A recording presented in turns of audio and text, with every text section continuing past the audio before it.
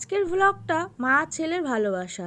সকাল সকাল উঠে শাশুড়ি মা বড় ছেলের জন্মদিনে কি করলো সেটাই তোমাদের সাথে শেয়ার করছি। তো দেখো, প্রথমে পায়েস বানিয়েছে, তারপরে টমেটম দিয়ে চাটনি করেছে, খেজুর কিশমিশ টিশমিশ সব কিছু দিয়ে। তার সাথে আছে ভেজ ডাল, ফুলকপি আলু গাজর বিনস টিমস দিয়ে একটা খুব সুন্দর ডাল বানিয়েছে।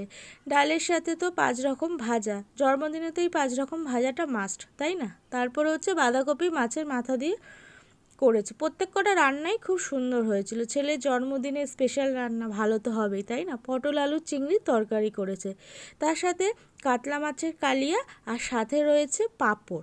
ঠিক আছে, তারপরে ছেলেকে মানে সাজিয়ে গুজিয়ে খেতে দেবার পালা।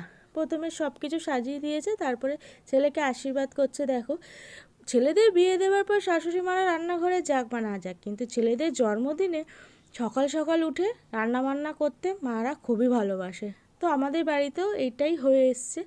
তো প্রথমে শাশুড়ি মা ছেলেকে খাইয়ে দিল, তারপরে দাদাভাই নিজে নিজে সবটাই খেয়ে নিল। তো যাই হোক, ভিডিওটা কেমন লাগলো বন্ধুরা? যদি ভালো লাগে আমার পাশে থেকো, সাথে থেকো। Bye bye.